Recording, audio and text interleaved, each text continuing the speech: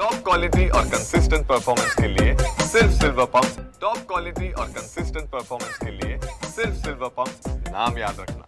दादरच्या कबूतरखान्याच्या विरोधात आज मराठी एकीकरण समिती जी आहे ती रस्त्यावरती उतरून आंदोलन करणार होती। आपल्यासोबत गोवर्धन देशमुख आहेत, मराठी एकीकरण समितीचे सदस्य। गोवर्धन देशमुख जी, आज तुम्ही कबूतरखान्याच्या विरोधात आंदोलन करणार होता। काही दिवसांपूर्वी कबूतरखान्याच्या समर्थनार्थ जैन समाज रस्त्यावरती उतरलेला होता।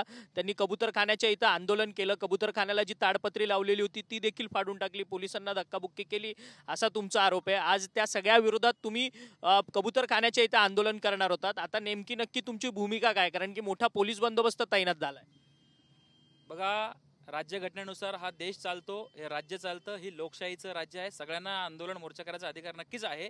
परंतु तुम्ही जर न्यायालयाच्या आम्ही मानत नाही, न्यायालयाला आम्ही शस्त्र काढू, आम्ही मोर्चे काढू, लोकांना वेठीस धरू, ही भाषा जर करत असाल तर आम्ही शांत बसणार नाही। हे आव्हान आम्ही केलं होतं आणि अनेक वेळा जेव्हा आम्ही आंदोलन करतो, चळवळी राबवतो, मोर्चे करतो, त्यावेळेस जसे पोलीस त्रास देतात, तर या 6 ऑगस्टला ज्यावेळेस हजारोच्या संख्येने मोर्चे निघाले, आंदोलन केलं आणि चाकू सुरी अक्षरशः त्या ठिकाणी लोकांना धक्काबुक्की करून पोलीस महिला भगिनीला खाली पाडून एक हैदोस माजवला होता। मग हे कायद्याचं राज्य आहे की नाही? ज्या वेळेस मराठी माणसाने एखादी साधी चळवळ जरी राबवायची म्हटली की त्यावेळेस तुम्ही नोटिसा पाठवता। आज देखील आम्हाला नोटीस आल्यात, त्यावेळेस पोलीस प्रशासन कुठे होतं, गृह विभाग कुठे होता, हा प्रश्न विचारायला आम्ही त्या ठिकाणी जातोय आणि आम्ही एक इशारा दिलेला आहे। 2 दिवसापूर्वी देखील दिलाय, कालही दिलाय, आजही देतो। हे राज्य कायद्याचं राज्य आहे। इथे कायदा सुव्यवस्था परिस्थिती निर्माण करण्याचा कोणी प्रयत्न केला तर आम्ही शांत बसणार नाही आहेत आणि हेच सांगायला आम्ही त्या ठिकाणी आता 10 वाजता पोहोचतोय। परंतु पोलिसांचा मोठा बंदोबस्त आपल्याला पाहायला मिळतोय। एकीकडे जैन समाजाने ज्यावेळेस आंदोलन केलं त्यावेळेस मात्र त्यांच्यावरती कोणत्याच प्रकारचे गुन्हे दाखल झाले नाहीत। दुसरीकडे मराठी एकीकरण समिती मराठी बांधवांच्या हक्कांकरता महाराष्ट्रात लढते, तर त्यांच्यावरती मात्र गुन्हे दाखल केले जातात।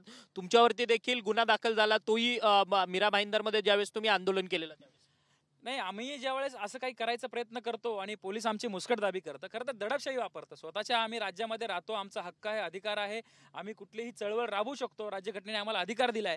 परंतु दरवेळेस पोलीस प्रशासन आमच्यावरती दडपशाही वापरतंय। मग आम्हाला प्रश्न पडतो की आम्ही स्वातंत्र्य काळात 78 वर्ष झाले राज्याला, देशाला स्वातंत्र्य होऊन, आणि आज 78 वर्षानंतर पारतंत्र्यामध्ये राहतोय का, असा प्रश्न आम्हाला पडतोय। कालपासून आम्हाला नोटीस पोलिसांनी पाठवल्या, पोलीस घरी फोन करून शोधतायत, हे चाललंय काय?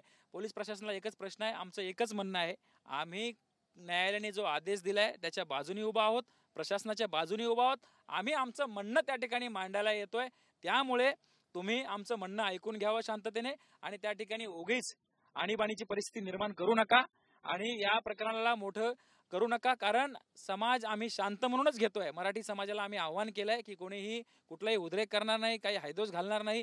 जे जैन समाजाने त्या ठिकाणी हैदोस घालून तोडफोड केली, तसा कुठलाही प्रकार आम्ही कधीच करत नाही। कारण शेवटी हे राज्य आमचं आहे, ही मराठी भूमी आमची आहे, इकडची साधन संपत्ती आमची आहे आणि पोलीस प्रशासन मराठी आडनावाचे सर्व पोलीस आहेत, यांना सर्वांना सहकार्य करण्याची भूमिका आमची आहे। त्यामुळे आपण उगीच या प्रकरणाला वेगळं वळण देऊ नका आणि त्या ठिकाणी पोलीस प्रशासन, पोलीस फाटा तिकडे उभा करून या प्रकरणाला मोठं करू नका अशी विनंती करतोय। परंतु ज्या पद्धतीने कोर्ट ऑफ कंटेम्प्टचा म्हणजे कोर्टाच्या निर्णयाचं उल्लंघन झालं, परंतु तरी देखील जैन समाजावरती, त्यांच्या ऋषीमुनींवरती गुन्हे दाखल झाले नाहीत। त्यांचे जैन समाजाचे जे धर्मगुरू आहेत ते मात्र या सगळ्या आंदोलनामध्ये आक्रमकपणे सहभागी होते। त्यांचे जैन धर्माचे धर्मगुरू देखील म्हणतात की आम्ही कबूतरखान्याच्या समर्थनार्थ आता आंदोलन करणार आहोत। नाही, म्हणजे तुम्ही चाललंय काय हे मला कळत नाही। तुम्हाला कबुतरावर तुमचा ठीक आहे, धर्म आहे, तुमचा काही विषय आहे, पण कबुतरांमुळे आरोग्याला धोका आहे, हानी पोचते, हा देखील प्रश्न तुम्ही विचारात घ्या ना।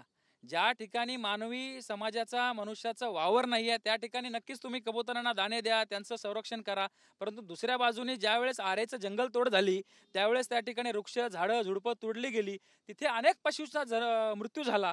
त्यावेळेस देखील आपण हा जीवदया, भूतदया दाखवली गेली पाहिजे होती आणि एखाद्या वेळेस एखादा नागरिक श्वानांना, मांजरांना त्यांचं खाद्य, जे मांसाहारी खाद्य आहे, तो खाऊ घालतो सार्वजनिक ठिकाणी, त्यांचा जीव वाचवण्याचा प्रयत्न करतो, त्यावेळेस तुम्ही मात्र त्यांना विरोध करता। कारण तुमचं म्हणणं काय आहे की मांजरांना, कुत्र्यांना मांसाहारी अन्न खाऊ घालू नका। मग त्यावेळेस तुम्हाला जीवदया, भूतदया आठवत नाही का? हा प्रश्न आम्हाला पडतोय। म्हणून आम्ही विनंती करतोय जैन समुदायांच्या लोकांना की आपण ही हेकेखोरीपणा सोडा आणि कबूतरखाना तुम्हाला जर टिकवायचा असेल तर ज्या ठिकाणी मनुष्यांचा वावर नाहीये, माणूस त्या ठिकाणी पोहोचत नाही, अशा ठिकाणी एखाद्या वन विभागामध्ये एखाद्या मोकळ्या जागेवरती करावा. आता त्यांनी काय केलंय, गिरगाव चौपाटीवरती हा प्रकार सुरू केलाय.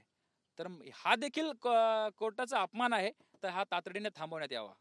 परंतु आता तुम्ही एक आव्हान सुद्धा करतायत की राजकीय पक्षाच्या लोकांनी देखील या सगळ्या या सगळ्या आंदोलनामध्ये तुमच्या मराठी एकीकरण समितीला सगळ्यांनी पाठिंबा द्यावा म्हणून. काय तुमची आर्त हाक सध्याच्या राज्यातल्या राजकारण्यांकडे? नाही, आता आम्ही आज सकाळी आवाहन केलं आहे माननीय राजसाहेब ठाकरे, उद्धवसाहेब ठाकरे तसेच इतर सर्व राजकीय पक्षाचे प्रमुख पदाधिकारी आणि खास करून जे आरोग्य सेवेसाठी काम करतात त्या संस्था, चळवळी या प्रमुखांना आम्ही आवाहन केलं आहे की आपण आपल्या राज्याच्या आरोग्यासाठी, त्या ठिकाणी राज्याच्या नागरिकांच्या आरोग्यासाठी उपस्थित राहावं आणि ही चळवळ जी आहे, हा लढा जो आहे मोठा करावा. कारण उद्या आपणच जर जिवंत राहिलं नाही तर हे कबुतरांना दाणे कोण खाऊ घालणार आहे, हा प्रश्न आम्हाला पडतोय. परंतु आता पोलीस बंदोबस्त मोठ्या प्रमाणात आहे. तुम्ही आता निघालेला आहात एक दादरकडे, परंतु तुम्ही तुमच्या भूमिकेवरती ठाम आहात का आंदोलनाच्या? पोलीस आयुक्तांना तुम्ही म्हणतात की तुम्ही भेटणार आहात, या सगळ्या संदर्भात तुम्ही सांगणार आहात, निवेदन देणार आहात? हो, आम्ही बघा, मोर्चे आंदोलन आम्ही प्लॅनिंग नुसार करतो. हे काय आमचा मोर्चा वगैरे नाहीये.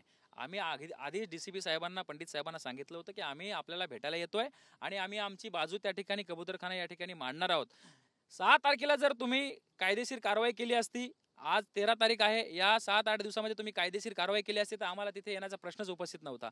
परंतु तुम्ही गप्प राहिलात, कुठली कारवाई केली नाही. एखाद्या मंत्र्यांच्या दबावाखाली म्हणा किंवा कोणाच्या दबावाखाली जर आपण काम करत असाल तर ते करू नका. नागरिकांच्या जीवांचा प्रश्न आहे, आरोग्याचा प्रश्न आहे, त्यामुळे आपण सर्व समाजाचं हित लक्षात घ्यावं अशी आमची मागणी आहे आणि आम्ही आज आपल्याला भेटण्यास येतोय.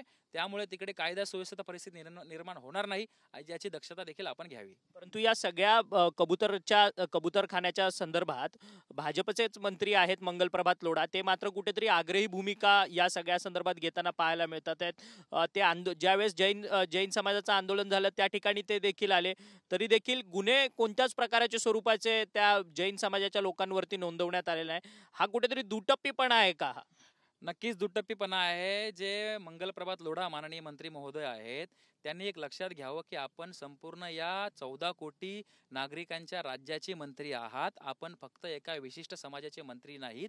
त्यामुळे आपण दरवेळी जो विलेपार्ल्याचं जैन मंदिराचं प्रकरण असो किंवा मग आता दादरचं प्रकरण असो, आपण त्यांच्या बाजूने उभा राहता, नागरिकांच्या देखील बाजूने उभा राहा. हा नागरिकांच्या आरोग्याचा प्रश्न आहे आणि कुठेतरी आपण सत्तेमध्ये आहोत म्हणून आपली पॉवर दाखवली पाहिजे असाही त्याचा नागरिक अर्थ लावतायत. त्यामुळे ही आपली भूमिका सोडावी आणि नागरिकांच्या आरोग्यासाठी काम करावं. धन्यवाद, तुम्ही आमच्याशी बातचीत केली. गोवर्धन देशमुख आपल्या बरोबर होते, मराठी एकीकरण समितीचे.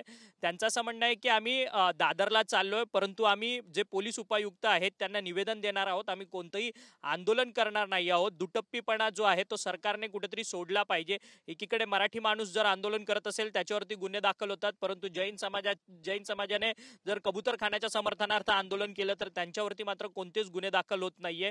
हा सगळा दुटप्पीपणा जो आहे तो शासनाने आणि सरकारने सोडला पाहिजे असं एक मत जे आहे ते गोवर्धन देशमुख यांनी आपल्याशी बोलताना व्यक्त केलेलं आहे. व्हिडिओ जर्नलिस्ट संतोष कदमसह अक्षय मंकणी, TV9 मराठी, मुंबई.